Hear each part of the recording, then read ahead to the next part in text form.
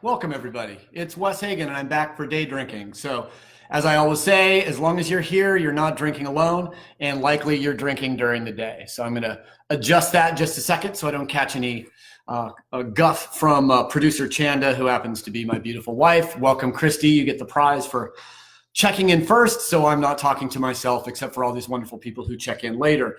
First of all, I'd like to thank everybody who watches these programs after the fact. You should know that we do have a Facebook page, the J. Wilkes Facebook page, YouTube. J. Wilkes YouTube page, as well as the Miller Family Wine Company YouTube page. So, hey, Lynn, so nice to have you. And Nikki's in the hairs, love it. So we basically break these things down, separate the wine, leave a little bit of the conversation apart, and then also post the content that I do after the tasting. Today's going to be a little different, but we'll discuss that right around 5 o'clock when we launch into the main program.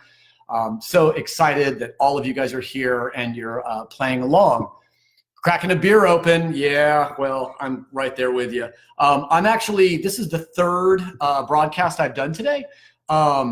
One exciting part of me going online, a couple people have liked my style and have offered the opportunity for me to come onto their live broadcasts and or their educational stuff. So I did an educational seminar on sustainability and Santa Barbara County wines for the entire Southern Glazers wine company, which is the largest alcohol distribution company in the world. So I've been day drinking. Now I'm known as the day drinking guy. I have to live up to my reputation.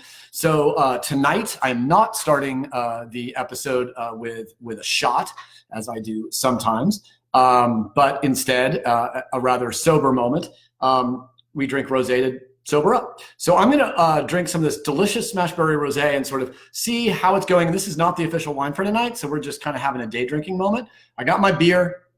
I've got this, and Bob's on. Bob wanted to know some stuff about cold soak. So I'm going to take about a couple minutes and talk about cold soaking red grapes, explain what that is, and give Bob some information about how to take a full barrel of grapes, maybe 900, 1,000 pounds of grapes, turn it into red wine. So we're going to have an extra added bonus, like I like to say, as a winemaking consultant and a viticultural consultant.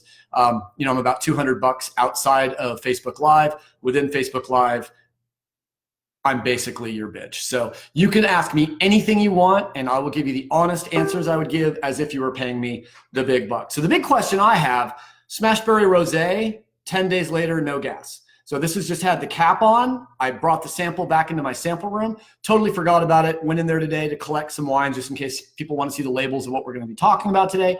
Found this bottle. Totally curious. And I will be perfectly honest with you, because most wines after 10 days open without any gas, no refrigeration, the wines would be pretty dead. So I have not smelled this wine. I have not tasted this wine. Hey, JT, I am wearing, JT wants to know, shorts.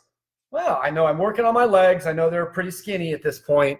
I did squats and lunges yesterday, and I am hurting. So, maybe a little day drinking will be important.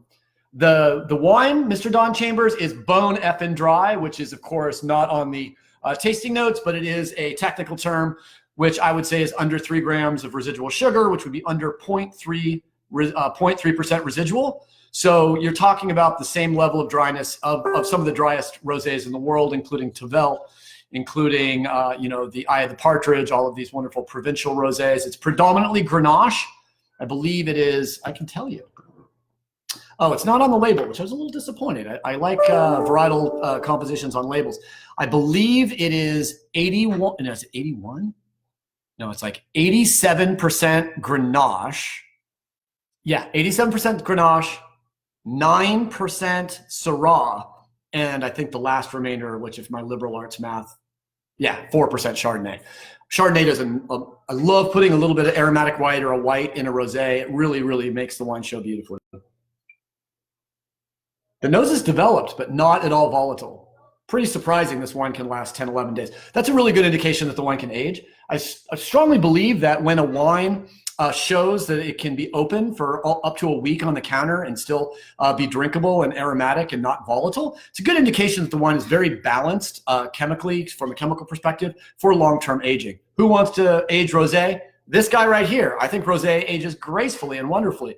This idea that we have to drink rosé the year after it was born, if it's 2020, we got to drink the 2019, I believe is a little disingenuous. I strongly believe, and one thing I agree wholeheartedly with Clark Smith at Winesmith, is that rosé should and can be aged with great effect. So we've got about 8 minutes, and I promised, and welcome Kelly, love to have you back.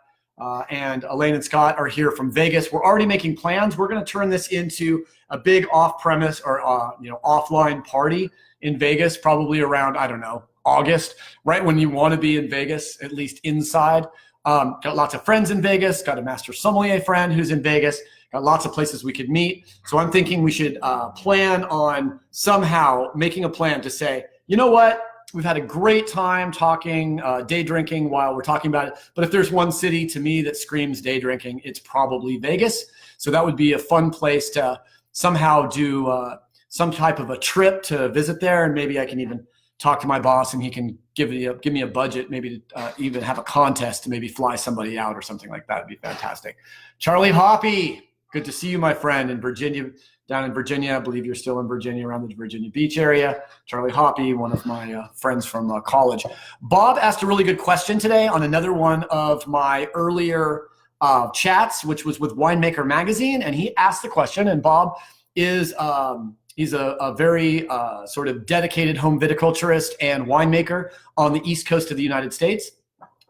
Let's see. There, we're back. Okay, great. By the way, if it starts cutting out on this, it's because it's coming off of basically my cellular data. If you go over to J. Wilkes Wines Santa Barbara Facebook page, we are also streaming off of a better machine with a better connection. So if you keep having problems over here, come on over here. So Bob's question was, he has basically a commercial refrigeration unit that could fit a vessel that can ferment an entire barrel of wine, which is about 900 pounds of grapes, 800 to 1,000 pounds.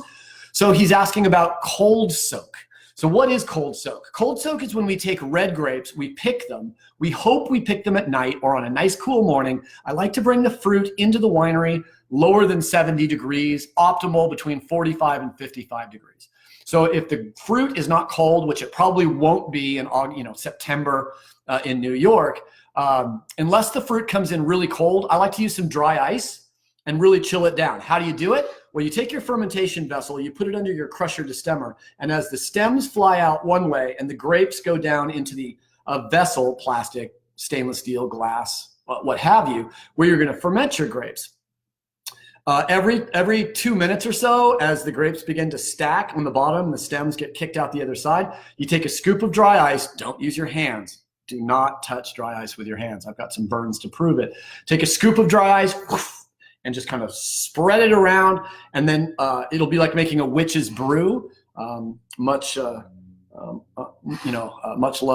to the jazz great. And then as the grapes come up, what's going to happen? You're going to pour it in, more grapes go on. The fog is going to come up out of the fermenter. Don't worry, it's still working. Another scoop on top of the grapes, and just keep stacking grapes, dry ice, and the dry ice will cool your fermentation down significantly. If it comes in at 70 degrees, maybe 30, 40 pounds of dry ice. If it comes in at 80 degrees, maybe 120, 130 pounds of dry ice. You'll learn how to really chill it down without freezing it. And then you're going to put that, you're going to stir it, measure the temperature either with a thermometer or a laser thermometer, see where you are on your temperature, and then you can go ahead and and Josh and Nita, welcome. We got Michelle's back in the house, thank you. Michelle Miller, welcome. Kelly came over to this side, Marla's over here, and we got that chicken adobo that you were talking about, and you went with a smashed berry red. Cool, I think that'll be okay. I would maybe even give it a chill if that adobo has a little bit of spice. So back, Christian Labante's in the house, welcome. We're talking about cold soak and red wine fermentation. The anecdotal evidence and the belief in winemaking is if you allow the red grapes to soak on their skins, the juice in the skin soaking together at very low cold temperatures, and slow down the fermentation process, maybe 3 days, instead of firing it up with yeast, so you're fermenting just 24 hours after harvest or so. It takes about 24 hours for the fermentation to gain enough kinetics that it really starts taking off, and you see the grape skin start to float and the aroma of fermenting wine happen. If we can put that beginning of fermentation off for a couple days as the grapes and the juice are soaking without fermenting, there is a belief, because you will see that the raw juice, unfermented, picks up a lot of color during cold soak. But the question is, do you get a richer, darker, more tannic wine as a result of cold soak after the fermentation using a non-cold soaked sample of the same grapes as basically a control of the experiment? And the answer is no. So Davis, Fresno, University de Joliot, University, basically Montpellier, any great wine university in the world, Cornell, University of Minnesota, all of these great wine universities have tried to prove the efficacy of cold soak, because it is absolutely almost considered de rigueur in making red wine in the new world, and now maybe even in the old world. So why do we do it? It's because the people that taught us how to make wine had us cold soak our grapes. Why do I cold soak Pinot Noir at J. Wilkes? Why did I cold soak Pinot Noir out at Clos Pepe back in the day? Because Brian Babcock taught me to make Pinot Noir in 1996. And he said, when we bring the grapes in, we allow them to soak on their skins for a couple days before we pitch the yeast. Now, don't the grapes come in with yeast on them from the field? Absolutely. In fact, most areas in Santa Barbara County have pretty good feral yeast. Some people call it indigenous yeast. I don't believe these yeast strains started in Santa Barbara. I think they're leftover yeast strains from our winery. The yeast floating around in our winery. There's yeast on the surfaces of our winery. My belief is whatever you bring in the winery, it's going to be a combination of the yeast that came in on the skins and the yeast that's floating and in the rafters floating in that would inoculate the grapes and make them ferment on their own yeast. Fermenting on your own yeast is a great story. Hey, this is a feral or an indigenously fermented wine. So is it more legit? Is it more is it a little bit more hipster? Is it a little more natural? Yeast is yeast and Saccharomyces is Saccharomyces. It's a matter of using the correct strain and making sure that the wine ferments to dryness. So if I decide to use whatever yeast comes in on the grapes and exists in my winery, well, first of all, I know whatever's going to take over that fermentation is going to be the most aggressive yeast strain in there. So cold soak, not a lot of scientific evidence. So, if I was you, I'd be looking at me and saying, okay, science guy, so you have faith in something. You have faith in something that is not scientifically tested or the efficacy has been proven. One thing I've noticed, though, if I thought that leaving the skins and the grapes, basically in contact in air for a longer period of time, produced more volatile acidity, produced more ethyl acetate, produced a problem in the wine, I would hopefully learn to stop doing cold soak. But what I find is the way that I make wine with cold soak is I will add a little extra sulfur dioxide at the crusher. To the tune of about 25 to 30 grams per ton. So, Bob, if you were going to do a cold soak, I would suggest that you add, for every 1,000 pounds you are putting in, I would put in about 18 to 20, depending on the pH. So send me an email, we'll figure this out. But about 20 grams of potassium metabisulfite into the wine, into the grapes as you crush them. So as the crusher starts filling your fermenter with berries and juice, little SO2, little SO2, just like the dry ice, and then mix it in. And what you'll see at the very beginning, you'll worry a little bit because you'll see a slight bleaching. And it's not bleach, it's just the sulfur dioxide oxidizing some of the phenolic compounds in the wine. You'll see a little bit of loss of color. Don't worry, because you'll actually probably get more color as a result of SO2 at the crusher in the final wine, because that SO2 will be released into a free form as it binds oxygen. So you have free SO2, bound SO2. The free SO2 is constantly searching the solution that it's in for oxygen molecules to bind those oxygen molecules and then basically fall into a bound form, which is basically inert.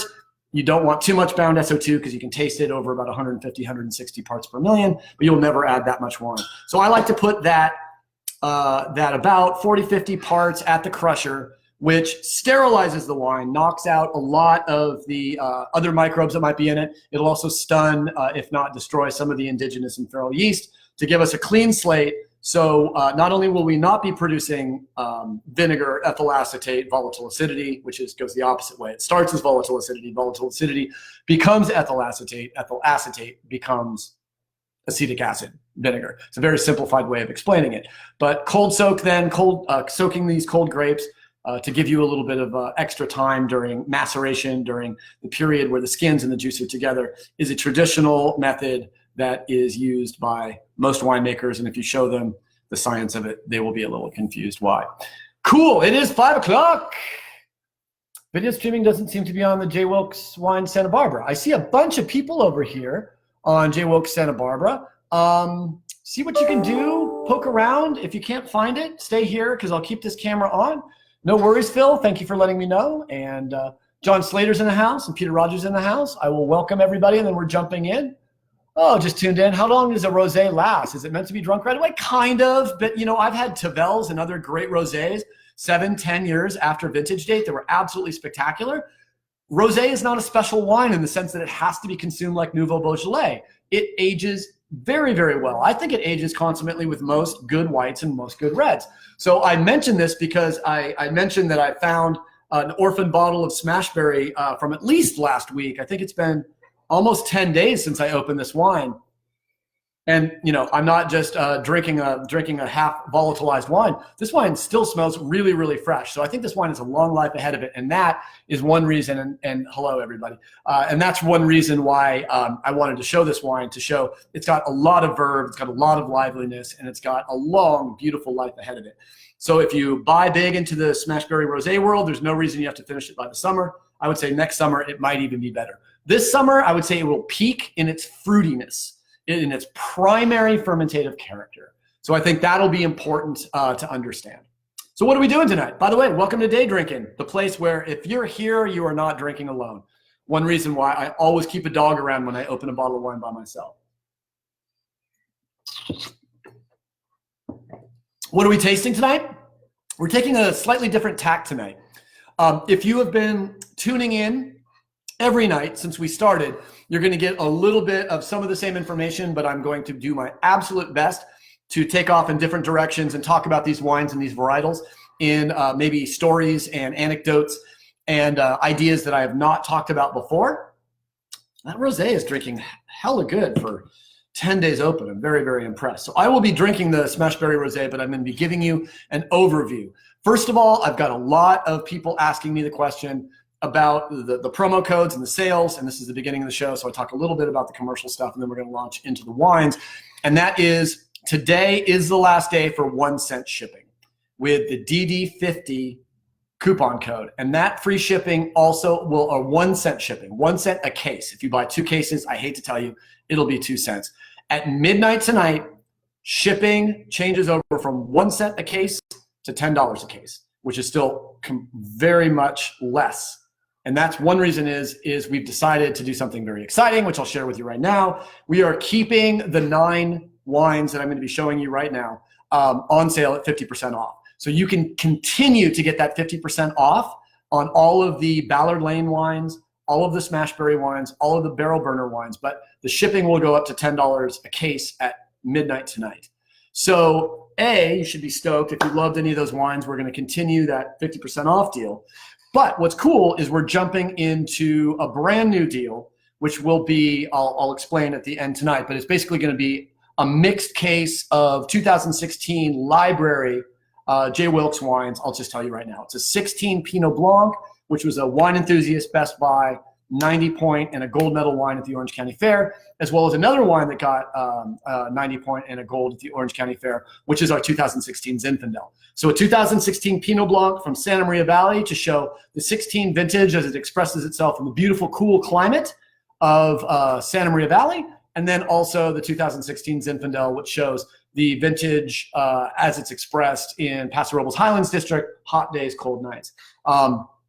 That goes on sale at midnight tonight, and we're really going to talk about it tomorrow. So and by the way, I believe the case is $150, $12.50 a bottle for wines that normally average about $25 a bottle. So that's a really, really, really good deal. It's almost 50% off. And you get 6 bottles of 16 Pinot Blanc and 6 bottles. And if you love the 18 Pinot Blanc, I think you'll actually even love the 16 Pinot Blanc even more. So that kind of gives you an idea of where we're going tonight. We're going to kind of give you guys Wes's ADD theater and run through a lot of these wines.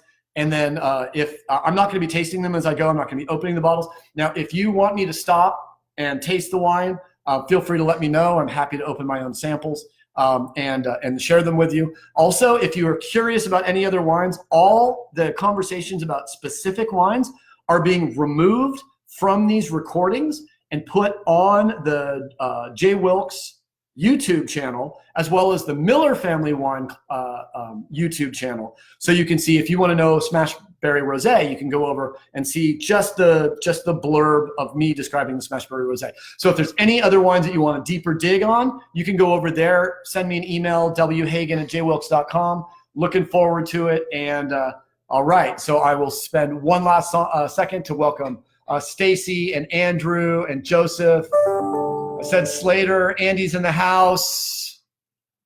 And we've got Ian McKenzie in the house. We got John is back drinking some Dark Waters Rosé. Yes, you can drink anything you know. If you're drinking something and you tell me, I will never tell you, hey, you should be drinking our wine. I want everyone to hang out and drink and learn about our wines.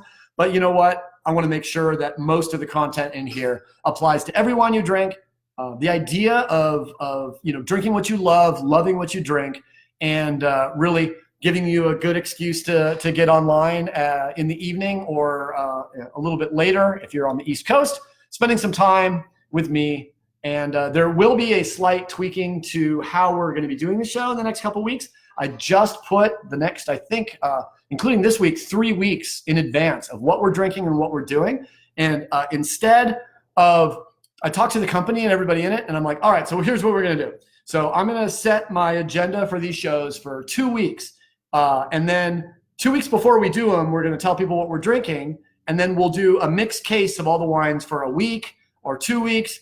And then we started thinking about the logistics involved in that, and it seemed kind of intense. So instead of that, I'm going to post what I'm going to be pouring, and then suggest that if you want, we're turning most orders around because of the slowing down of some of the delivery. It's more like 7 sometimes to 9 days to sometimes get the wine. So I got to get you at least 9 to 10 days out. So if you order the wine at least 10 days ahead of time, you would get those wines. So you can look at what I'm doing in 2 weeks, get 4 or 5 bottles, 1 bottle of each wine I'm doing, or a couple bottles of each wine, so you can taste it, learn about it, and then save your some, or cases, palettes, totally up to you. The only interesting thing is when I do the library release tomorrow, we have about between 10 and 12 cases of the 2016 Zin and the 2016 Pinot Blanc. So it's going to be a first call, and I guarantee it will be sold out rather quickly. So day drinking, welcome everybody. So stoked to have you here. We're going to launch into, and I see Anne-Marie and Eddie is back. All right, Eddie is ready to drink a lot and get crazy. That's what day drinking is all about. As long as you can maintain through the night and get your work done, not driving. I don't think any of us, not many of us are driving right now. So it's all well and good. Okay, let's all have a big sip, and then I will launch into the presentation of what we're doing tonight. So I got a lot of interest because it is the last day of the 1 cent per case shipping. People wanted a quick review, and I think this will be a really good review for the website and for our YouTube pages to let you know kind of in perpetuity. We've been doing piecemeal 1 wine a day. So what I want to do with you guys today is talk a little bit about sort of the lineup of what I've shown you, 1 wine, and as I break out each individual varietal, if you have any questions about the varietal, I'll give you a little impact sort of statement about kind of what the grape does for the world, where it is, and just a couple things in not only reviewing, but also hopefully to give you some new information. So we're starting in the Ballard Lane world. The first 9 wines, all 9 wines I'm showing to you today, are on sale 50% off. Longer than tonight, but as of until 11:59 p.m. tonight, you can get these wines not only at $7.50 a bottle, 50% off, but you can also get shipping for 1 cent a case. So we're starting with Sauvignon Blanc. Sauvignon Blanc, to me, this is a Santa Barbara. Even though it says Central Coast on it, it was actually grown in the Santa Barbara Highlands, which are inland a little bit, away from the marine influence. It's a little warmer. Probably region 3, so it's going to be grown somewhere in between sort of a Los Olivos district and Happy Canyon. It's going to have the heat summation we would expect from someplace maybe like Dry Creek in Sonoma, someplace maybe like the Stellenbosch in South Africa. I'm thinking about the places where I love to drink Sauvignon Blanc. And it would be pretty much, pretty close to the Loire Valley. Probably cooler, maybe a little cooler than Bordeaux. Bordeaux, France, where they grow Cabernet and Merlot and Cab Franc and all those wonderful grapes. This is, basically one of the most important whites within a Bordeaux. And most Bordeaux Blancs, white wine for Bordeaux, are predominantly Sauvignon Blanc with the addition of Semillon. We don't grow a lot of Semillon in the Central Coast, but we sure grow some delicious Sauvignon Blanc. Where does Sauvignon Blanc express itself the most beautifully? In Santa Barbara County. I'm just going to go ahead and say there's no doubt about this in my mind. It is the Happy Canyon of Santa Barbara American Viticultural Area, an AVA that was originally designed to prove to people that we can grow really good Cabernet Sauvignon and Merlot, Cab Franc, and blended Bordeaux Reds in Santa Barbara, which is true. We're making some great wines like that in Santa Barbara, but in Happy Canyon. But what ended up being the surprise rock star of that AVA as it started to be developed was Ballard Lane, was Sauvignon Blanc. Ballard Lane, originally named after a neighborhood that is connected to the Miller family up in the Seattle area. We're sort of changed the idea of Ballard Lane to talk a little bit about the fact that all roads lead to Ballard, the city of Ballard, where the Ballard Inn and one of my favorite restaurants is in Santa Barbara. Santa Barbara Highlands, Central Coast appellated Sauvignon Blanc, delicious. Oh, the most delicious and maligned grape in the world, Chardonnay. So what up with Chardonnay? Why do people tend to find Chardonnay to be there's a reputation. First of all, it kind of ended up being too popular for its own good. It's like it kind of went, got to the point sort of like a band that gets a little bit too big for their own good. And then, or PBR. How about Chardonnay in context? Who has ever talked about Chardonnay in context with Pabst Blue Ribbon? I will tell you exactly why Chardonnay has a reputation almost exactly like Pabst Blue Ribbon. Because Pabst Blue Ribbon is absolutely, ever since I think that line in that movie I was growing up in the 80s, I think it was Suburbia. It's like, F that, Pabst Blue Ribbon. Someone was drinking fancy beer and they made fun of them and said, no, they should be drinking Pabst Blue Ribbon. That actually happened to make me and my friends discover Pabst Blue Ribbon.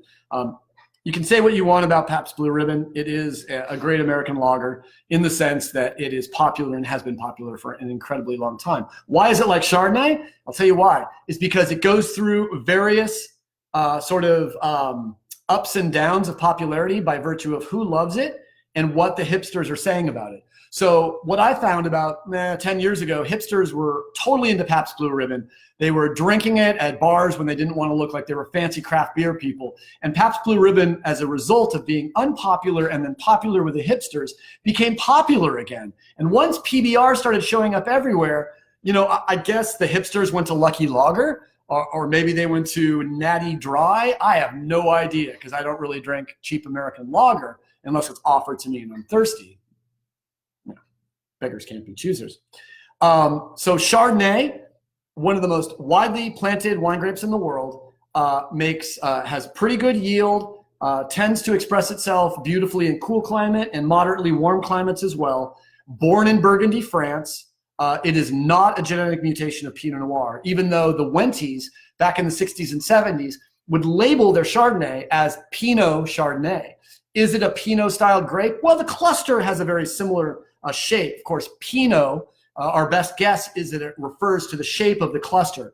Pine cone shaped, Pinot. So Pinot Noir, the pine cone shaped black grape. Pinot Blanc, the white pine cone shaped grape. Pinot Grigio, the gray pine cone shaped cluster. So is Chardonnay a pure Pinot grape? No, it definitely has some Gouais Blanc. It definitely has some other grapes that we weren't really surprised, but Chardonnay really is sort of synonymous with white wine, especially from California.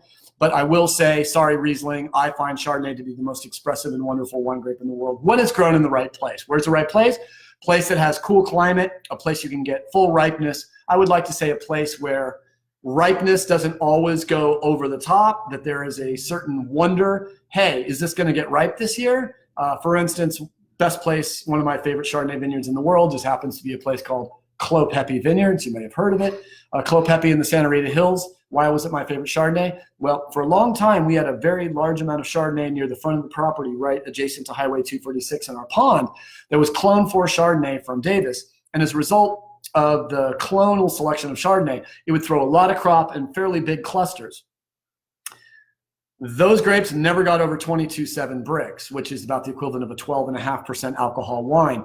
The wines made from that little section, if you can ever find like a hitching post, 98 Clos Pepe Chardonnay, those wines are still super vervy, super alive. 22 years later, no problem, because we never got those grapes over 22 Brix. So they're low alcohol, incredibly high acid. The acid in those wines was consummate to champagne, like 3.0 pH and almost 10 grams of acid. You know, that's enough. I like to say that's more acid than a dead show parking lot. That is a lot of acidity. That's enough acid to strip the cheek lining off a white Zin drinker in 5 seconds or less. So Chardonnay, little something about it. I love to talk about Chardonnay. By far my favorite white varietal. Although their Chenin Blanc and Riesling are not far behind, and especially depending on what I'm eating. Love me some Chardonnay with anything with butter in it, anything that has some fat in it. Love it with carnitas. If you ever had a Santa Rita or Santa Barbara County, especially Santa Maria Valley Chardonnay, J. Wilkes would be perfect for it. Traditional Oaxaca carnitas, maybe with some pineapple in that carnitas, a little sweetness, dry wine, cuts the spice a little bit. Absolutely beautiful. Chardonnay. All right. From one of my favorite grapes right to the next. Ballard Lane Pinot Noir, predominantly sourced.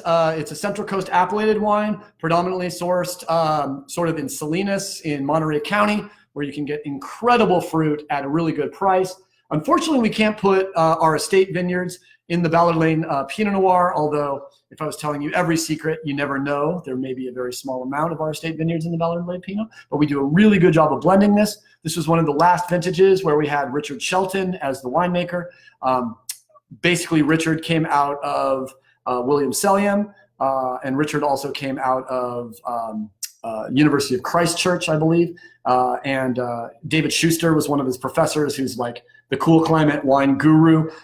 Richard's a heck of a guy. I wish him all the luck in his career. And he made some incredible wines for us at Ballard Lane. And we have even an amazing winemaker team assembled now that will make sure that this style continues. But I think this is my favorite vintage so far. I want to make sure I get it right. This is the 17 vintage and the one that we've been showing and we've been drinking.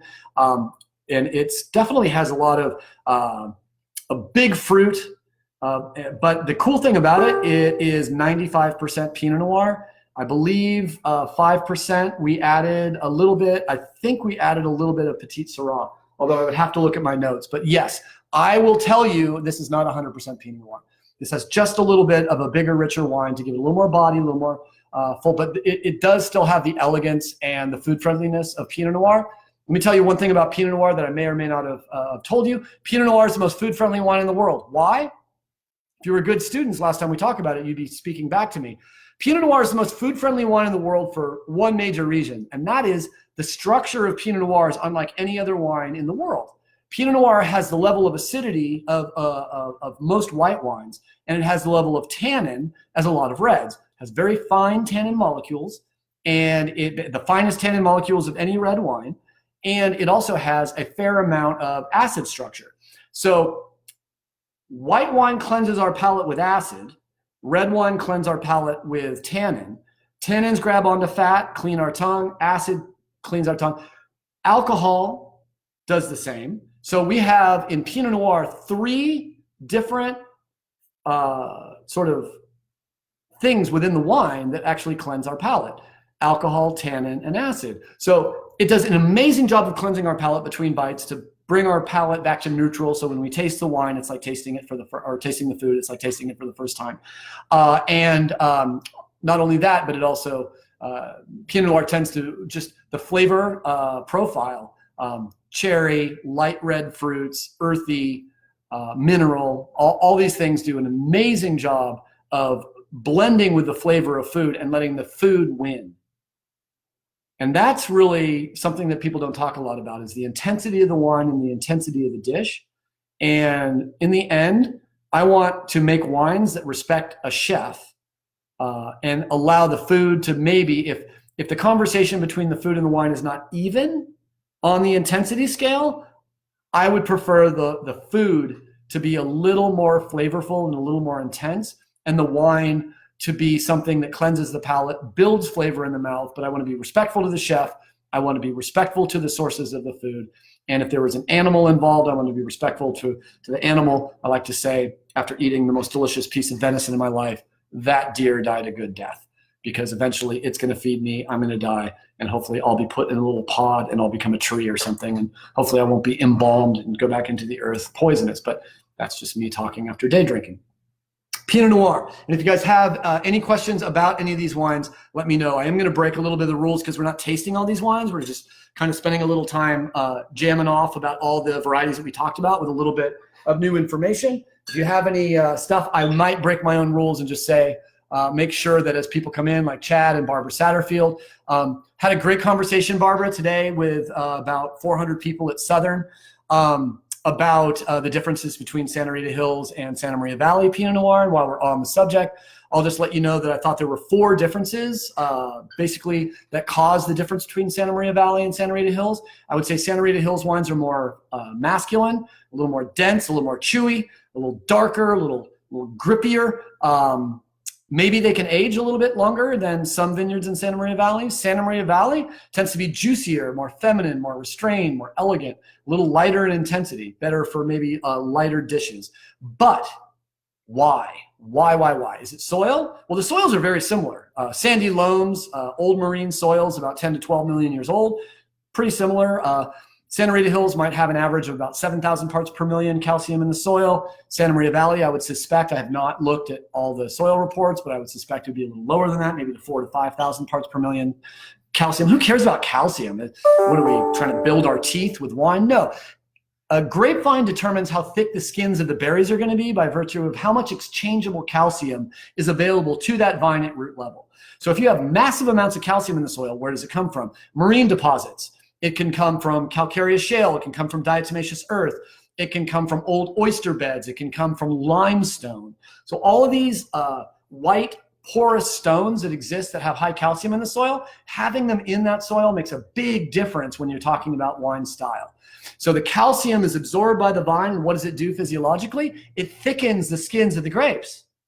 So a grapevine's skin thickness is really dictated not only by its genetics, but by the calcium in the soil. So if you have tiny little berries like you do in the Santa Rita Hills and the Santa Maria Valley, most clusters in both areas are very small, and you need 6 clusters to make a pound, as opposed to a cluster of Barbera that could be 2 pounds in one cluster.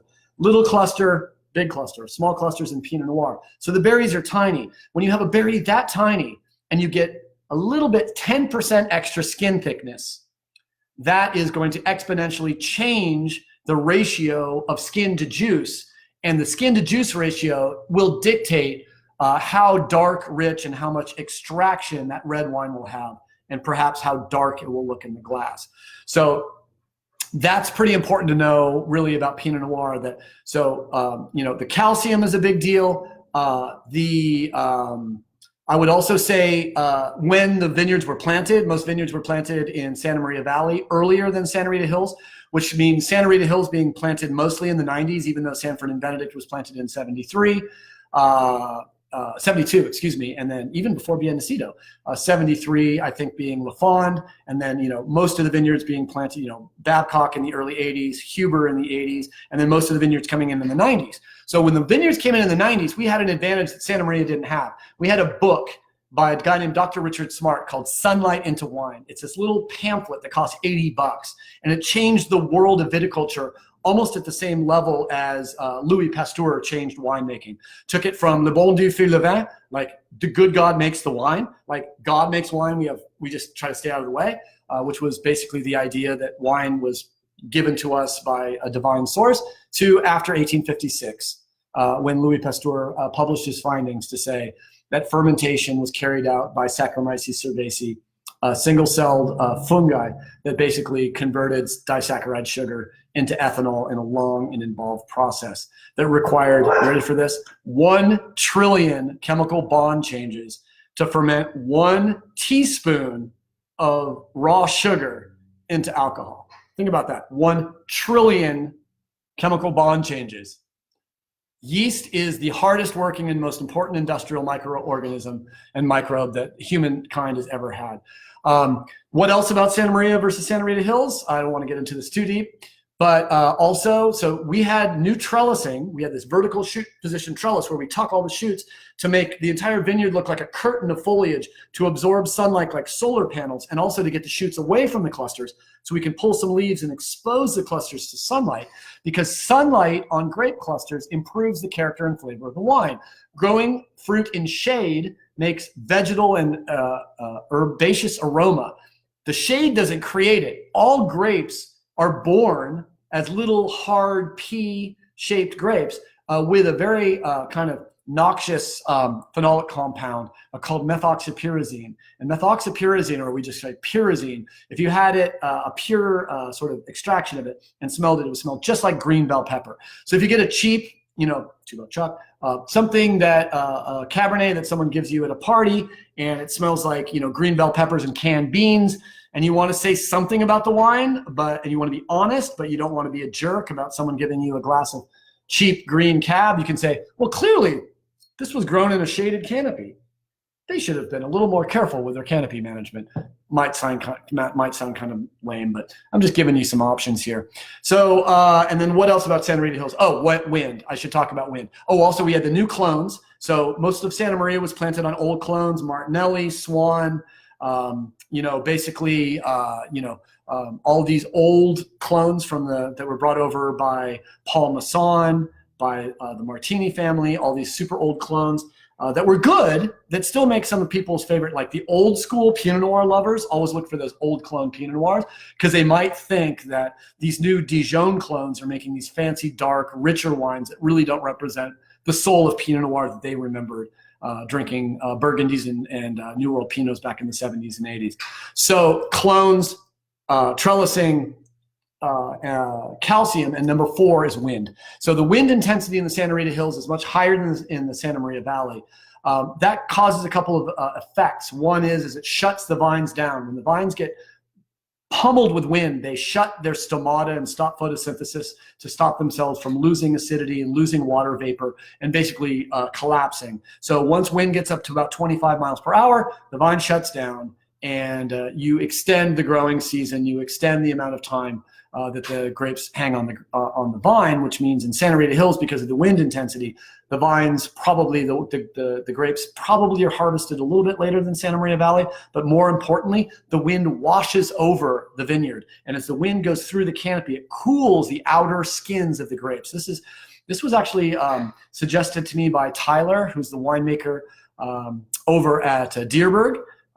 And the whole Dierberg's properties, I was going off on wind, and he said, nah, I don't think what you think is right. I think it has more impact on the cooling of the outer skins of the grapes. Why does that matter? Because if Pinot Noir is really, really, really, really, really delicate and really susceptible to sunburn and heat damage. So my thought is about 110 degrees is where Pinot Noir juice starts to degrade and lose its bright freshness and starts getting a little raisiny and maybe losing a little bit of its bright freshness.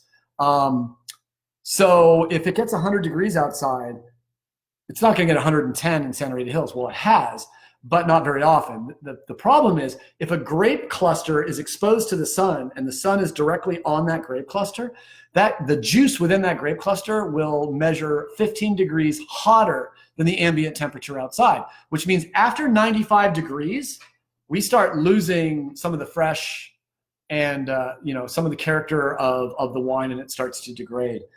That's why when we pull leaves in the vineyard, I always like to say, leave one leaf sort of at the top of the cluster like a sombrero. I call it the sombrero leaf.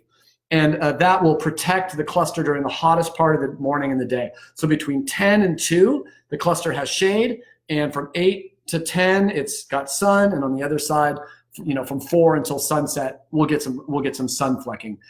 How much sun does a cluster need to be fully sort of divorced from its pyrazine content? 10% of ambient sunlight needs to penetrate the canopy of the grapevine and get on the cluster to remove all the pyrazines and encourage the flavors that are developed in contact with the sun. There you go. That's more than you ever needed to know about Santa Maria Valley versus Santa Rita Hills, but I know someone actually asked me that question earlier, and on we go. We've done Pinot Noir, we've done Chardonnay, we've done Sauvignon Blanc, and we have just talked about Zinfandel. Kurgenik Kastelanski. Wow, I remember. That's the name of the progenitor grape from the Hungary, Croatia area, sort of from in that area that really is very adjacent to the cradle of wine civilization between the Black Sea and the Caspian Sea. Zinfandel, people always ask me, what did the first grape look like? You tell me about this domestication event. Like 10,000 years ago, humans found a perfected hermaphroditic grapevine that produced more fruit than any other vine they'd seen. And they domesticated it. It was a domestication event that we can prove genetically all the way back from almost any grape. What did that first grape look like? Well, we know it was red. Do you know that there's no such thing as a white grape in nature? You will never walk through a forest in the cradle of wine civilization where native Vitis vinifera sylvestris and native Vitis vinifera exists. You will never find a white grape.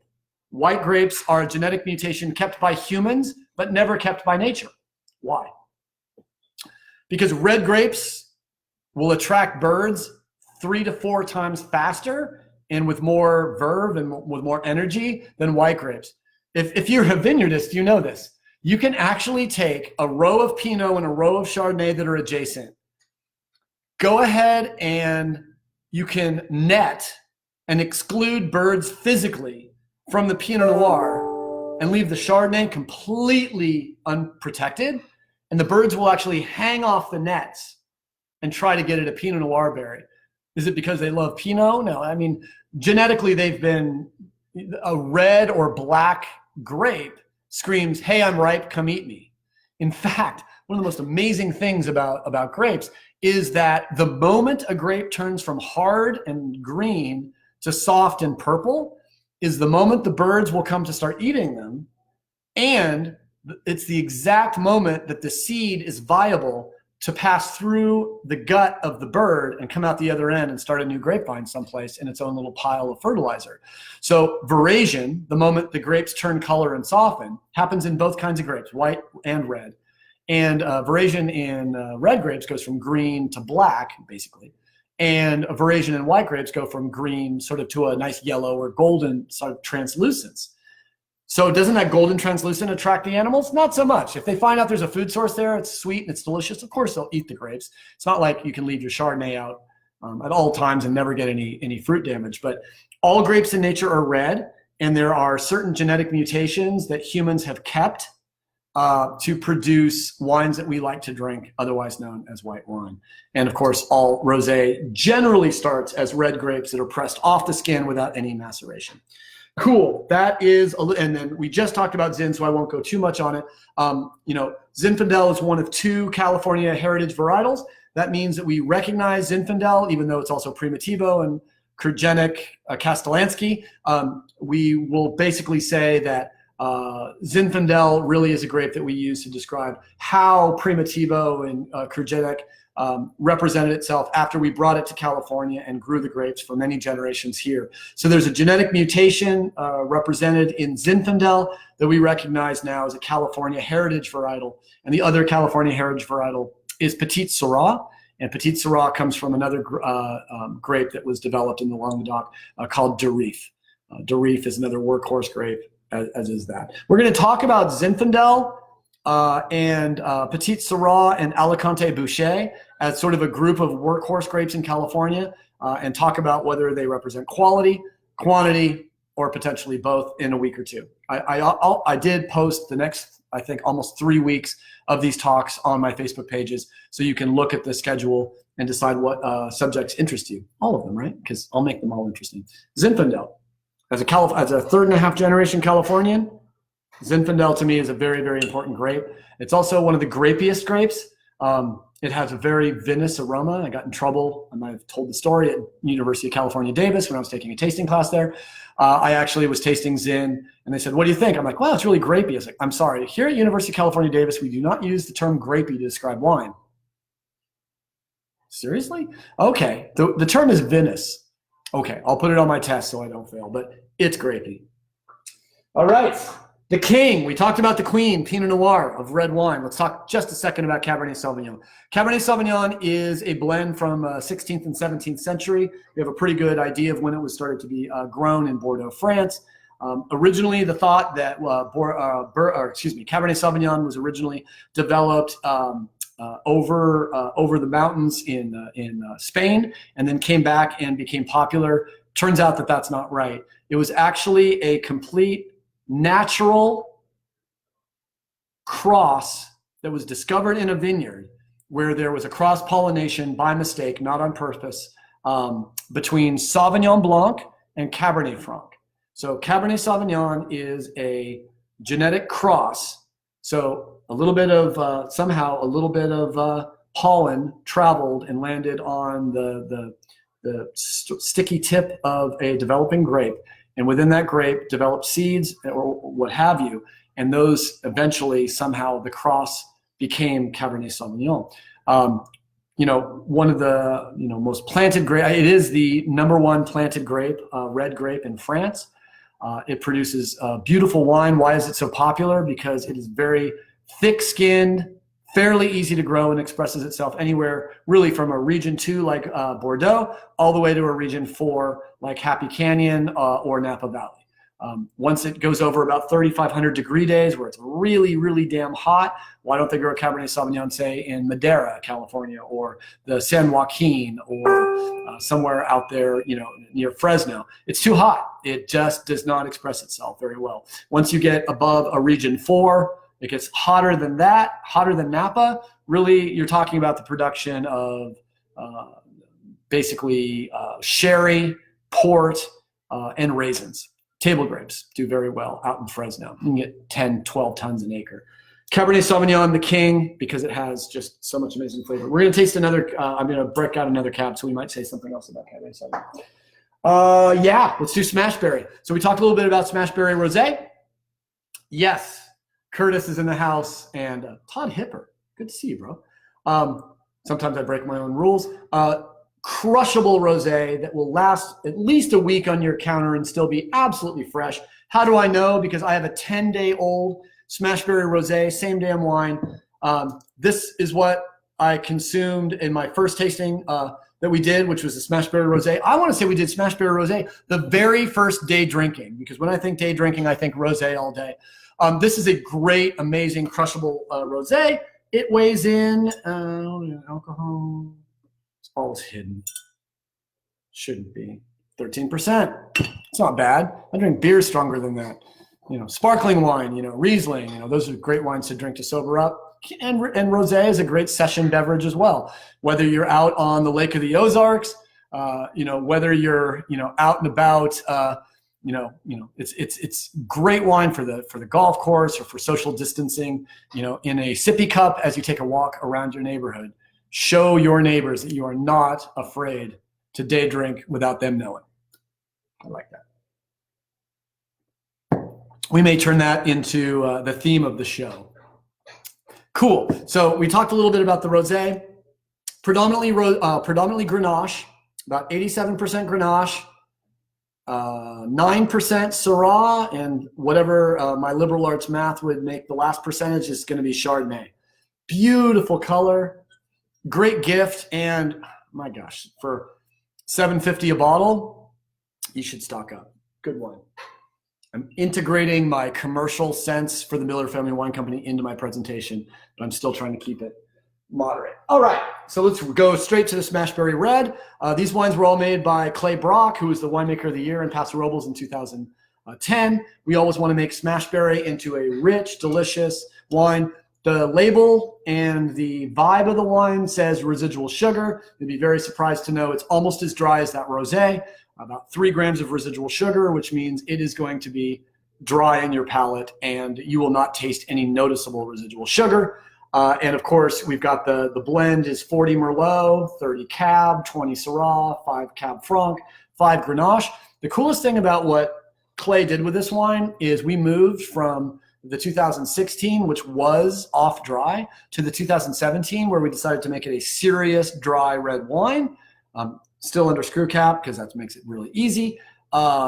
We decided we wanted to give the wine a sense of a confectionery nose, but a dry mouth. So what we did is Grenache tends to have can have a very cotton candy kind of flavor and aroma. So we decided that 5% Grenache, when Clay blended this wine, he decided that was, and when I tasted the wine, when I smelled it, I go, oh, here we go again, kind of off dry, a little bit of sweetness, which I don't really, doesn't appeal to me as a red wine drinker. I love wines that have that slightly sweet nose, but finish bone dry. I think Clay did a heck of a job with this wine. This was also sort of, I believe, a Best Buy and 90 points in the Somm Journal and tasting panel. Cool. We are almost done, and then we're going to take some questions. Barrel burner Chardonnay. So we talked a little bit about Chardonnay. I like to say something I haven't said in this program, or if I have, it was not today, is that Chardonnay is, I like to describe Chardonnay as the editorial model of the wine world. Not so much necessarily about the model itself, but the clothes that we hang on them and the environment that we put them in. Very, very important to know that Chardonnay can certainly be a chameleon. It can make champagne, some of the greatest Blanc de Blanc, champagne in the world, 100% Chardonnay. It can make a Chablis, which is really lean, really mineral. It can make Côte de Beaune. It can make a white Burgundy that is expressive and explosively almost sweet in the entry and bone dry with acidity and minerality in the finish. Santa Rita Hills, great minerality as well, whether stainless steel, very Chablis-like, or oaked with a little bit of breadth, a little bit of nuttiness, and a little bit of sort of caramel that comes out of the toast of the barrel. Speaking of barrels, barrel burner is meant to be, sounds like it's going to be sort of an offshoot of a butter wine or a Rombauer wine. You'll be very surprised. If you're looking for a little brown butter in the nose, you're going to find it. If you're looking for a little richness and unctuousness in the palate, you're going to find it. But if you're looking for a wine with the residual sugar, If you're looking for a wine that's gutless, A marshmallow, absolutely not. This wine has excellent, excellent structure, nice minerality. It's a wine, even though it has sort of a popular sort of, label that's supposed to sort of evoke the idea of barrels and oak and toast. We tried to oak the heck out of this wine, and the wine just kept coming back. Reminds me of that, what Brian Babcock once told me, you can't over oak a wine, but you can under wine the oak. Well, the wine kept coming back as we added more and more oak to this. Really beautiful wine. Very, if you like a little bit of richness and you like a little more Napa style, I would recommend the Barrel Burner, Chardonnay and Cabernet. I think probably they to me, might represent the most serious wines in the 750 lineup between the Ballard Lane, Smashberry, and the Barrel Burner. And the last wine that we'll talk about tonight is the Barrel Burner Cabernet Sauvignon. Again, made by Clay Brock, and Clay again was the winemaker of the year, Paso Robles 2010. All the Barrel Burner wines are 100% Paso Robles, 100% French Camp, which is our estate vineyard up there. So we're farming the grapes. This is ground to glass, guys. This is really, really 100% Miller Family Wine Company, French Camp Vineyard, produced up in Paso at Paso Robles Wine Services. And Clay just killed it with these two vintages, 16 and 17. I think you'll really enjoy this. Both wines have 92-point scores from the tasting panel as well. I don't know what a point tastes like, but my boss says it means that we keep our job until the next year with any luck, unless another virus comes through and basically the winemaker virus or something. We'll keep that out of our head. That was a lot of wines. That was 9 wines. Went through them rather quickly. Cool. Well, I'm glad you guys kind of are hanging out. I'm going to kind of open this up. I'm going to do a little extra day drinking. I talk too much and drink too much. I drink too much and talk too much and drink too little. Yeah, maybe not. Maybe it's been a longer day than possible. One of my favorite beers in the world. This is probably my choice for the most consistent, high-quality double IPA ever created in the United States. Do you know, speaking of beer, this is extra credit, what U.S. president is almost completely responsible for the craft beer movement? Anyone know?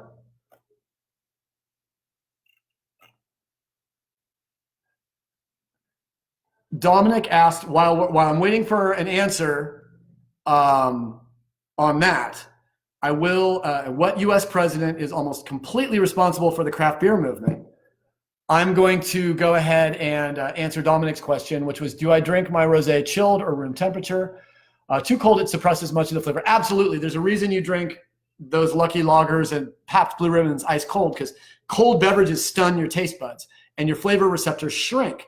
It's very difficult to taste a cold beverage. Anything that you don't want to taste, drink it cold. That's why European peoples look at Americans and our love affair of putting ice in beverages a little funny, because they would strongly believe that ice is going to stop us from tasting those flavors. So absolutely, I drink my rosé. I like my rosé probably around 58 to 60. So, pulling stuff out of a fridge,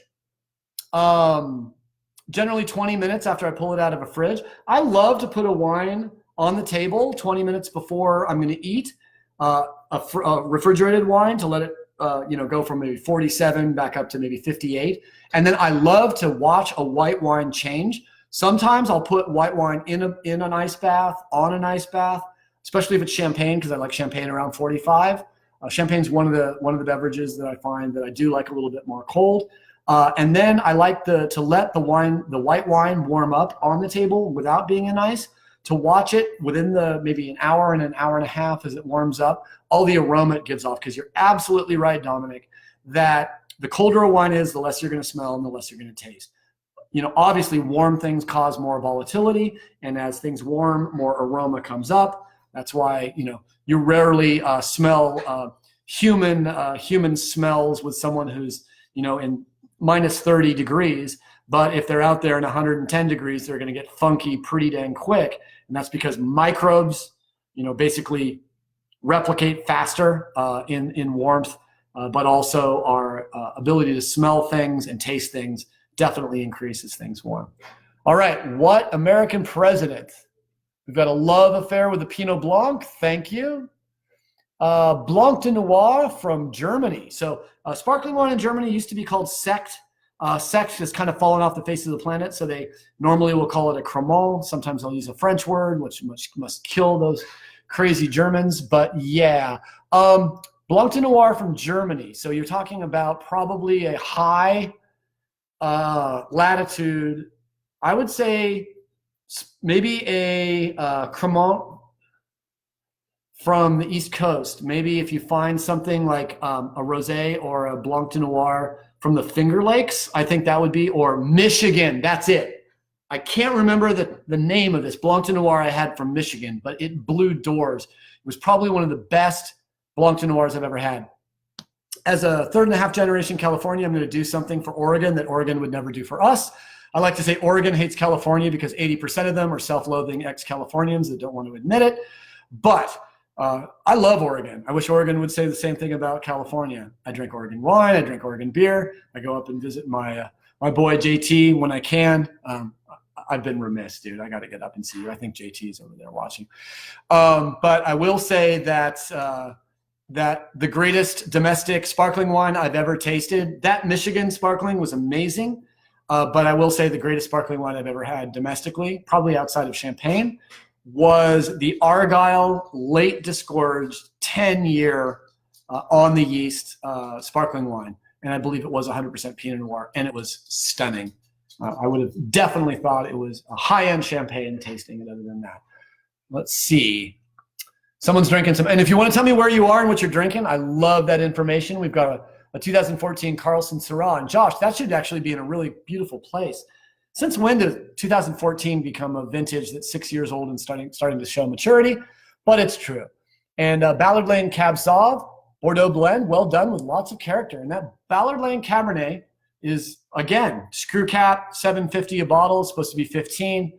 But if you want that 1 cent shipping, jump on in.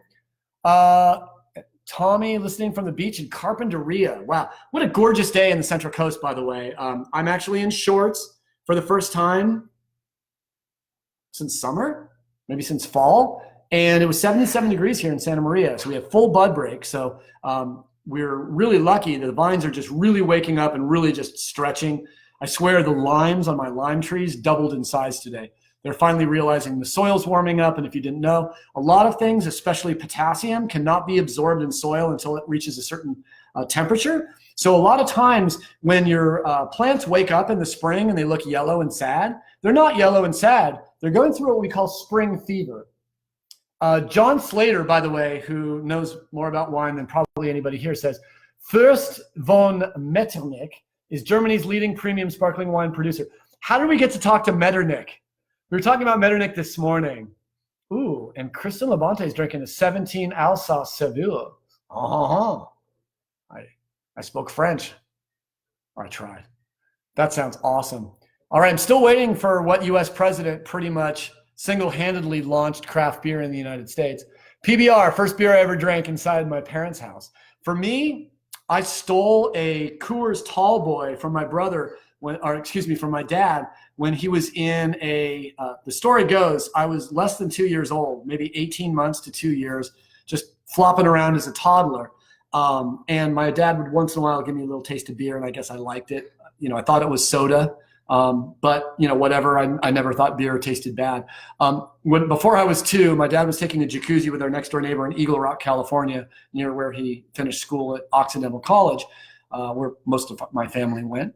And he had just cracked a fresh Coors Tall Boy and put it down, on the side of the jacuzzi, and all of a sudden went over to grab it and it was gone. And I guess he looked over on the side of the yard and I was just finishing the dregs of a full Tall Boy, at 20 pounds.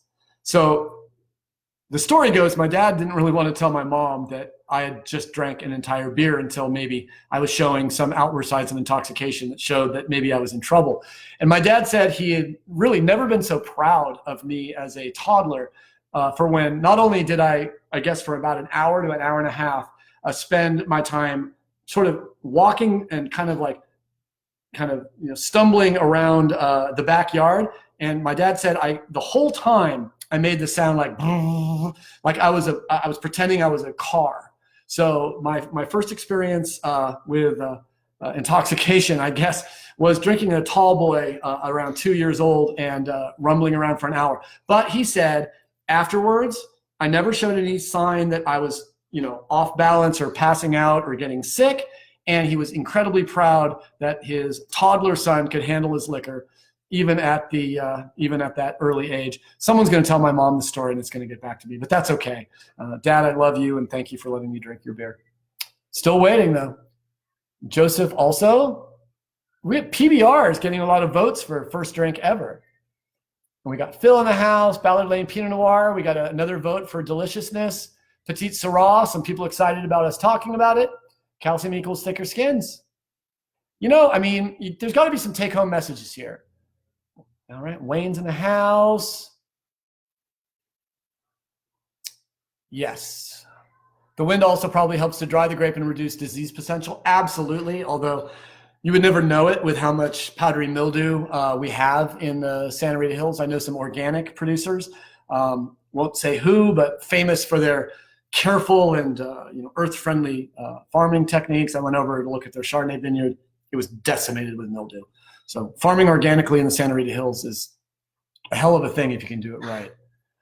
All right, pretty much me too. Drinking Kent's Red, I opened yesterday after a night of exposure to air. It's wonderful. I decanted the heck out of that Kent's Red. I said I was going to taste it this morning. So talk amongst yourself, take a big sip. I'm going to go grab the Kent's Red.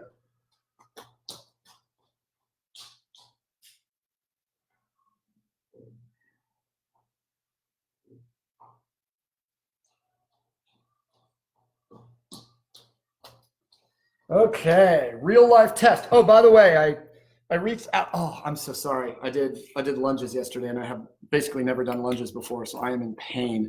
We talked a little bit about these guys, Repor, which is a $2 device that you put in a bottle, and it sucks up all the oxygen for these things last for about 2 weeks to a month. So you can move them between bottles. If the bottle is empty, it's going to absorb and use up more of the material that absorbs the oxygen. Safe. It can't poison the wine, even if the bottle falls over. And really keeps the wine fresh for really up to a couple weeks to a month. If you keep one capsule or one of these in, if it takes you a month to drink a bottle of wine, you've got bigger problems than oxidation, or less problems than oxidation. But these repours, I just found out from Tom Lutz, who invented them. He and I are going to partner up, and we're going to get you a discount on these things with a code. So even though my job here is not to sell finishes, it's to sell wine, this is a great way during sparkling isolation that you guys can use something to keep your wine fresh from day to day. So you can open 4 or 5 bottles, keep 4 or 5 repours in there, and then basically have an open bar to drink whatever you want for a couple weeks, which I think is an awesome way of saving and preserving wine. So I did put a repour in the Kent's Red last night, and I told you after decanting it, I was a little worried that it was going to be a little oxidized today because I just put so much dissolved oxygen into it, and then I tried to suck it up out of the wine with a repour. So I don't know. We'll see what's going on. By the way, I did not see an answer. Marshmallow descriptor. I just meant sweet, soft Chardonnay. That's sort of the Chardonnay that most people that think Chardonnay went too soft became. So when I say a marshmallow of a Chardonnay, I don't mean it really tastes like a marshmallow. I mean that it's soft and cushy, and it's sort of like Muzak. It's not going to excite anyone. It's not going to piss anybody off. It's just sort of kind of 1970s, 1980s, 1990s style California Chardonnay. Not a lot of acidity, which doesn't drive my imagination. Yes, Josh. Josh got it right. He wins a beer. Josh said, Jimmy Carter, one of my favorite lines from a Toad the Wet Sprocket song. I want to be the toy in your cereal box. I want to be the Carter in your peace talks. Carter not only had excellent luck with maintaining and helping with Middle East peace, but he also legalized home brewing in the United States. Maybe because Billy Carter, remember Billy beer? And if you have a 6-pack of unopened Billy beer, you got some money there. Maybe it was because his brother was interested in beer, or in a lot of things, but beer being one of them, that Jimmy Carter, the same way that there was legal ramifications in Prohibition and post-Prohibition to make wine at home in small amounts, couple hundred gallons per household in your home, legally, even during Prohibition, that was not true for beer, mostly because I get to actually talk about my people being discriminated against. Hagen would be a better pronunciation if I was using the traditional German. I'm probably around 30 to 40% German. I don't know that. I haven't done a 23andMe or whatever. But one major reason, if you've watched any or read anything about Prohibition, one reason why Prohibition passed was a great hatred for the German people in the early 20th century, around 1810s to 1820. So when Prohibition hit and the 18th or 19th Amendment was suggested by Senator Volstead, originally they didn't want to include beer and wine. Originally it was just going to be hard liquor. And then they said, no, if we want to pass this, we gotta get people hating the Germans. And who are the Germans? Schlitz, Miller, Busch, basically all the major large lager producers in the United States were German families. And as a result, they tacked on beer to Prohibition and got it passed because of hatred for the German people pre-World War I. As a result, beer was never legalized to make, I think there was a little bit of, we had World War I, and then we were getting back the 21st Amendment. So of course we were able to drink again, which was lovely. And then I think we got to a point where we started probably thinking, well, we should probably let people drink beer. Then boom, World War II, right? So a little more hatred for Germans. So it took until 1976, I believe it was 76, where Jimmy Carter signed a presidential writ, or I don't know, some law that said Americans may participate in home brewing. You talk to the guy who started Stone. You talk to the guy who started Sam Adams. You talk to the guys who started Sierra Nevada. I heard all three of them on the same panel at SomCon talking about American IPA and the history of making beer in the United States and styles.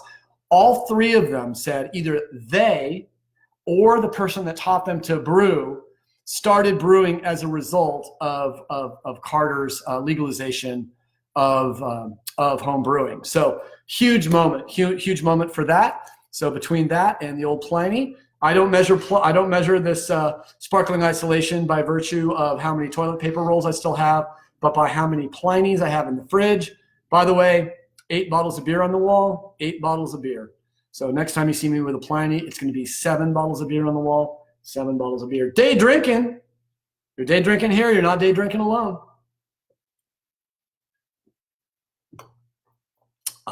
That has warmed up to the point where there's nothing hiding as a result of temperature. This is an incredibly fresh one that was made just about 3 or 4 weeks ago and delivered to me fresh. It was picked up on the curbside up in Santa Rosa, California.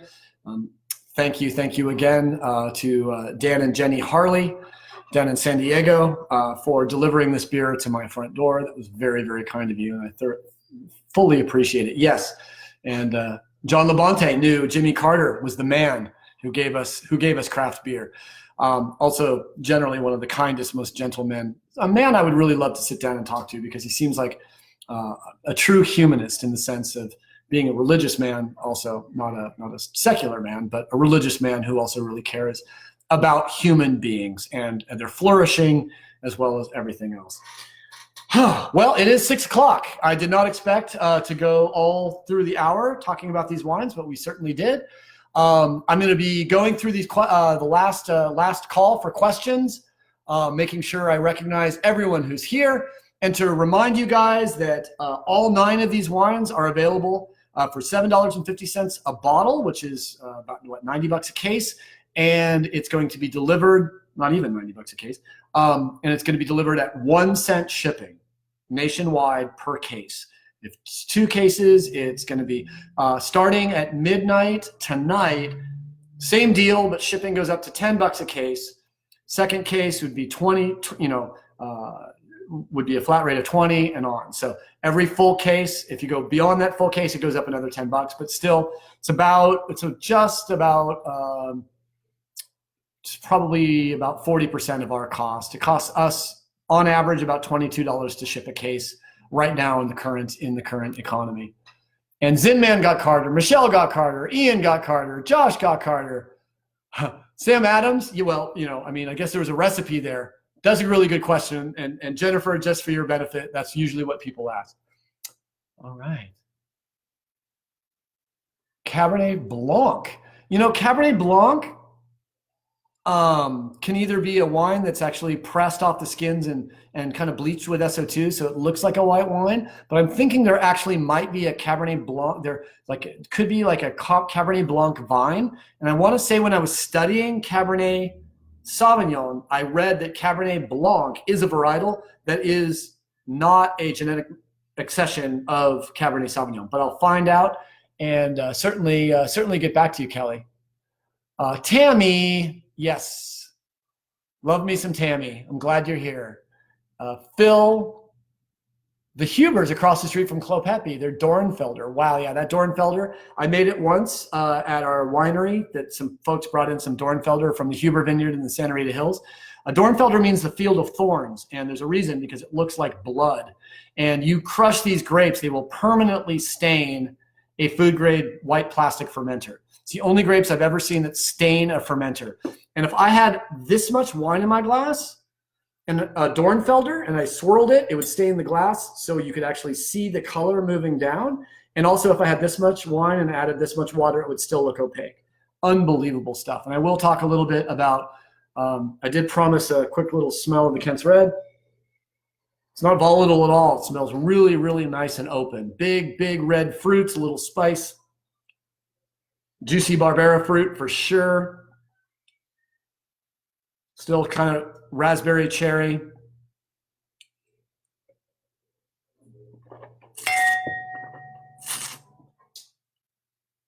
Always forget a spit bucket. Bummer. It's a little broad and more mineral today. I would say that the decanting did make the wine a little more tired the next day than it would have been without decanting under a repour. So I would say yesterday I would have thought that wine was showing I'm not saying it's a 100-point wine, but from a 1 to 10, yesterday the Kent's Red hit at a 10 after I had decanted it. Yesterday we talked all about decantation, and I recommend that you oxidize, mix up and decant all the wines you drink that aren't sparkling wines that are young, 5 years or younger. Decant everything, pink, white, red. Keep it a little cold, maybe on some ice, but decant, give those wines some air because they really need. All right, Cody's back, Nikki's back. So stoked to have you guys back. We're just finishing up a little bit. I'm finishing my day drinking, working on the J. Wilkes stuff, and tasting a couple of the wines that I opened a couple days ago to see how the repour reacted. After adding that much oxygen to the wine through decantation, I think I was asking a lot of the repour, but my sense is it would have been severely, severely tired after giving it so much dissolved oxygen from the decantation yesterday. And I would say if it was a 10 yesterday, today it's about a 7+, maybe up to an 8. Still much more elegant and mineral in the mid palate, which I really, really, really like. I think the wine is far more complex than it was yesterday, but it's lost just a little bit of its verve and its liveliness. Thought just for fun, I did throw a repour on the Lagrein that we did 2 days ago or 3 days ago. So I thought maybe another excuse to taste another wine without a spit bucket. I always say I do this without a net. I think I should say I do it without a net or a spit bucket. I think both are equally important to this process. And here we go. A little Lagrein. Now, remember this Lagrein is under 13% alcohol. I wonder if it's the lowest alcohol Paso Red ever made. Have you ever heard of a Paso Robles wine coming in under 13%? And fortunately, the vintage gave us the opportunity to hang these grapes out quite a bit. So it wasn't we have to pick it. It was let's move towards a style that's a little more varietally indicative of the home of this grape. So when we talk about Alto Adige, when we talk about the European style of Lagrein, that perhaps this would be a little bit closer to the traditional style. We're not trying to replicate or produce non-reality terroir, but at the same time, for me to understand Lagrein, I want to make wines that have lower alcohol, higher alcohol, moderate alcohol, so I can watch them age and I can determine what style I want to nail. You got to take chances when you're making wine from new vineyards, because if you don't know, and Kristen Labonte just mentioned that Without a Net is a great Grateful Dead album, this close to 420, that's very important. And the fact that earlier I think I said it had more acid than a Grateful Dead parking lot, I think you can definitely note that I have some familiarity with the music of the Grateful Dead. So let's try this Lagrein real quick before it's 6:30.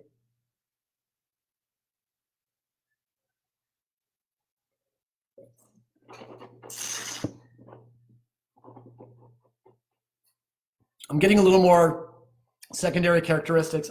I think the fruit has dropped off a tiny little bit after 72 hours.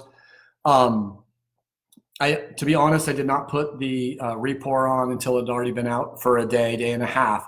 So I think there was probably a little damage done to the wine by oxygen before I started using the repour. I think the repour is showing a little bit better on this.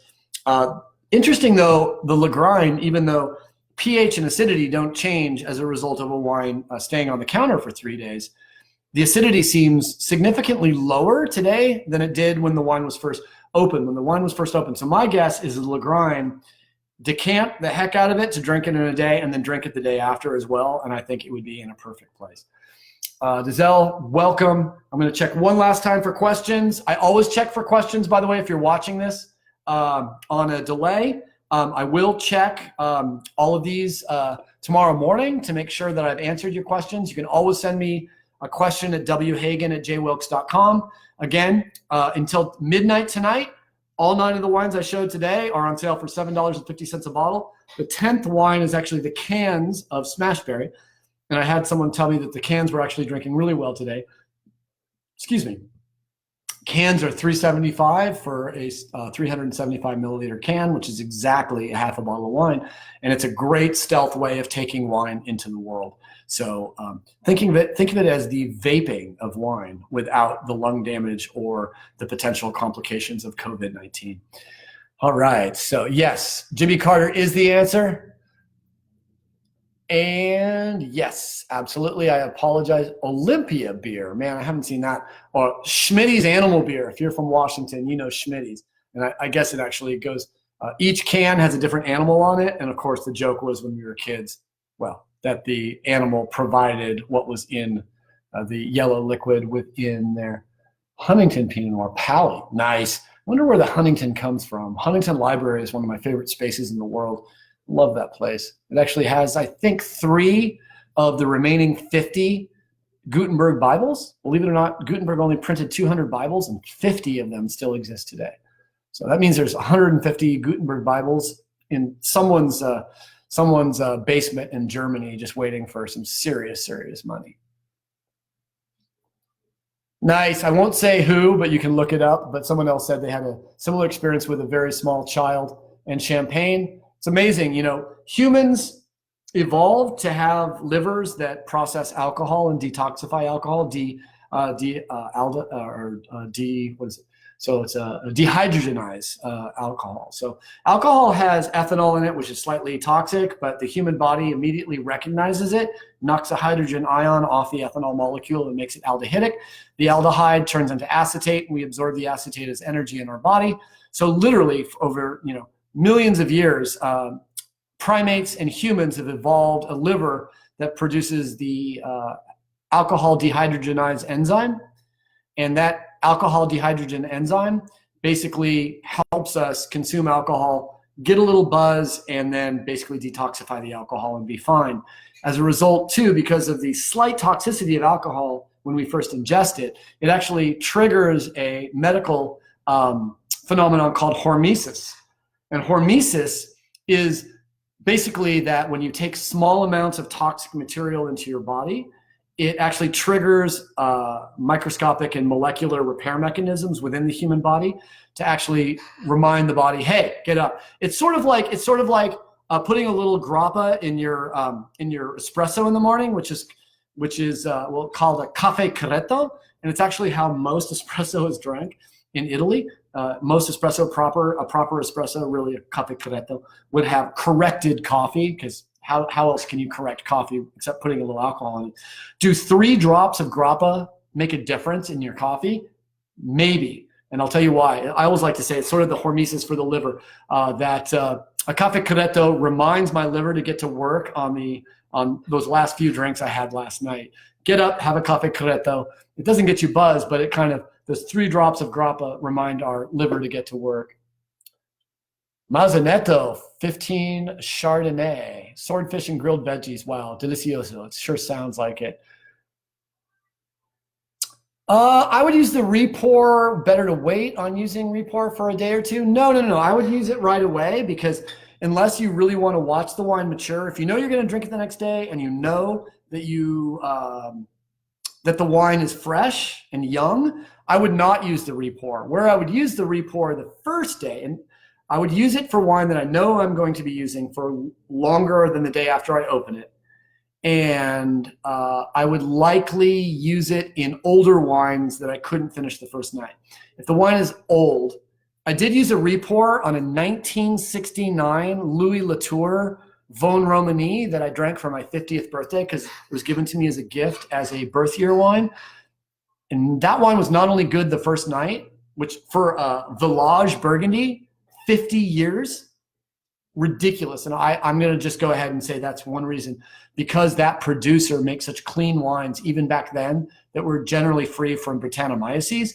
It was absolutely gorgeous the first night and drinkable the second night. In fact, a little bit profound the second night, which I was amazed with.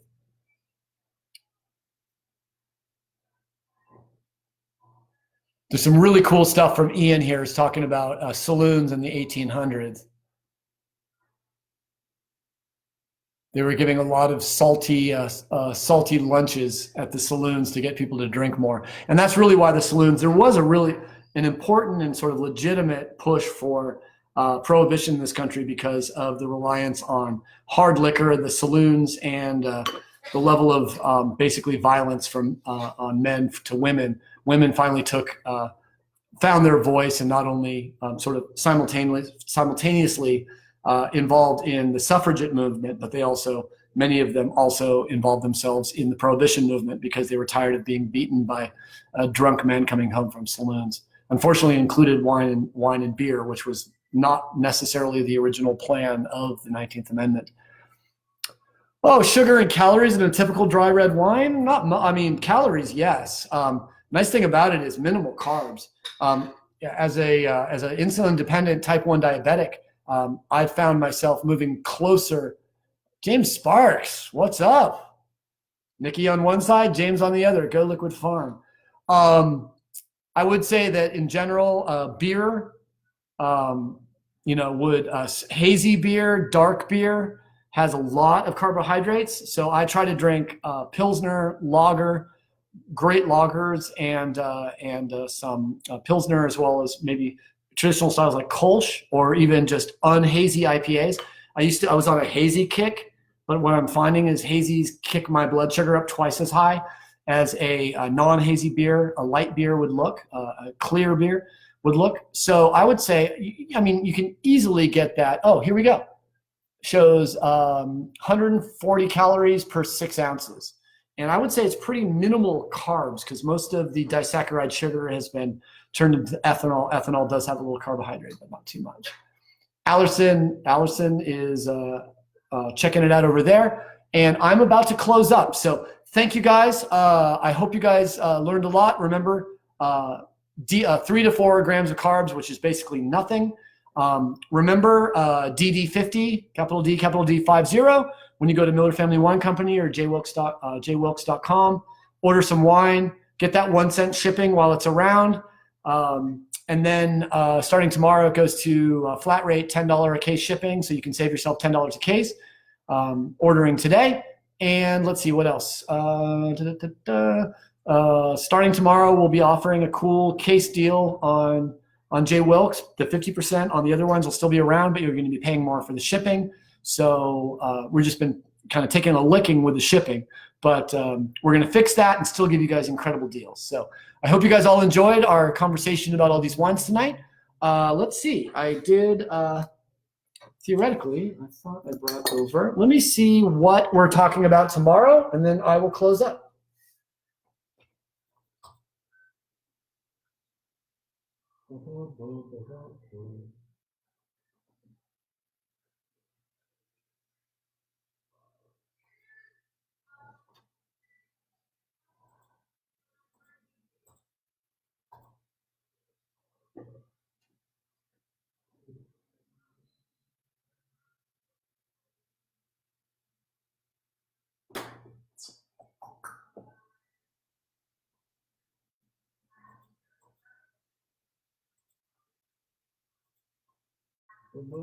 Here it is. Thursday. So tomorrow, lunges. Oof. Okay. Thursday, tomorrow, we will be discussing the 2 wines that we're putting on that 2016 library thing. So what we're going to be talking about tomorrow is 2 things. 2016 Santa Maria Valley J. Wilkes Pinot Blanc. 2016 Paso Robles Highlands District J. Wilkes Zinfandel. So we're going to talk about cool climate versus warm climate, how it impacts the flavor profile of these wines, talk a little bit about the 16 vintage, a little bit of how it changed, how it was different between Santa Maria Valley and Paso Robles, and then take some questions, chill. Theoretically, it will be a slightly shorter show, although sometimes I can't shut the hell up. So I hope you had a good time. I hope you learned a lot, and looking forward to seeing all of you tomorrow. And as I always say, at the end, if you can't be with the wine you love the wine you're with. Same thing about your domestic partner. Very important that we show compassion and patience. Certainly these are the times that we'll try our patience, and we have to, in those moments that we feel like showing frustration and projecting our frustration on the people we love, realizing that those are the people that are keeping us sane within this. Remember a neighbor that might need a little bit of outreach and love, maybe just a note on their door or a little care package, or maybe some cookies that have been carefully made sure that they don't have any of your whatever is lurking around your house. Make sure to wash your hands before you make the cookies, before you bring them to the neighbors.